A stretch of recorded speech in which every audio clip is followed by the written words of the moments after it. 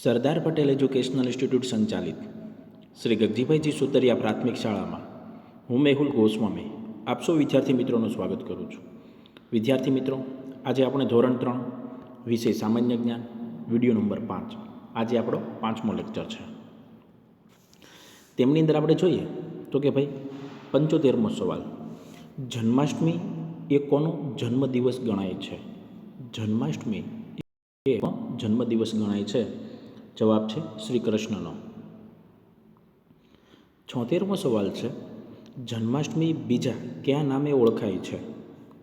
જન્માષ્ટમી બીજા કયા નામે ઓળખાય છે? તેમનો જવાબ છે ગોકુળ આઠમ.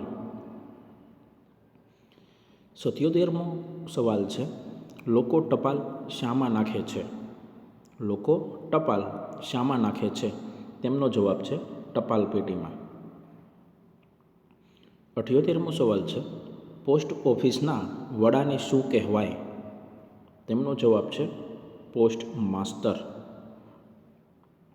79મો સવાલ છે, 3 રસ્તા ભેગા થાય તે સ્થળને શું કહેવાય? તેમનો જવાબ છે ત્રિભેટો. 3 રસ્તા ભેગા થાય છે તેમને ત્રિભેટો કહેવામાં આવે છે.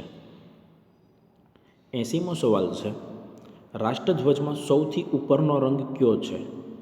રાષ્ટ્રધ્વજમાં સૌથી ઉપરનો રંગ કયો છે? તેમનો જવાબ છે કેસરી. યુનિટ નંબર 44, સવાલ નંબર 81, 13થી 19માં 5 વડે ભાંગી શકાય તેવી સંખ્યા કઈ? 13થી 19માં 5 વડે ભાંગી શકાય તેવી સંખ્યા કઈ? તેમનો જવાબ છે 15. 82મો સવાલ છે, ખોરાકને ચાવવાનું કામ કોણ કરે છે? તેમનો જવાબ છે દાંત. બીમાર વ્યક્તિને દવા કોણ આપે છે? બીમાર વ્યક્તિને દવા કોણ આપે છે? તેમનો જવાબ છે ડૉક્ટર. દર્દીને લેવા આવનાર વાહનને શું કહે છે? તેમનો જવાબ છે એમ્બ્યુલન્સ. દામોદર કુંડમાં કયા ભક્ત કવિ નાહવા જતા હતા? દામોદરમાં કુંડમાં કયા ભક્ત કવિ નાહવા જતા હતા? તેમનો જવાબ છે નરસિંહ મહેતા. 86મો સવાલ છે, નાળિયેરીના વધારે ઝાડ ક્યાં જોવા મળે છે? નાળિયેરીના વધારે ઝાડ ક્યાં જોવા મળે છે?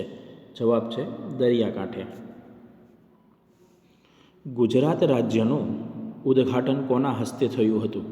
ગુજરાત રાજ્યનું ઉદ્ઘાટન કોના હસ્તે થયું હતું? તેમનો જવાબ છે રવિશંકર મહારાજના. 88મો સવાલ છે, ગુજરાતમાં ફરજિયાત કેળવણીની શરૂઆત કોણે કરાવી હતી? ગુજરાતમાં ફરજિયાત કેળવણીની એટલે કે શિક્ષણની શરૂઆત કોણે કરાવી હતી? તેમનો જવાબ છે સયાજીરાવ ગાયકવાડ. સયાજીરાવ ગાયકવાડ. પાક લણવા કયું ઓજાર વપરાય છે? પાક લણવા કયું ઓજાર વપરાય છે? તેમનો જવાબ છે દાતરડું. ઘોડાના બચ્ચાને શું કહે છે? ઘોડાના બચ્ચાને શું કહે છે? તેમનો જવાબ છે વછેરું. વિદ્યાર્થી મિત્રો, આપણે અહીંયા સુધી આપણા સવાલો રાખીએ છીએ. સરસ રીતે તમે આ વિડીયો જોજો અને સાથે સાથે તમારા પુસ્તકની અંદર તમે જવાબ લખતા જજો. વિદ્યાર્થી મિત્રો, જય હિન્દ, જય ભારત.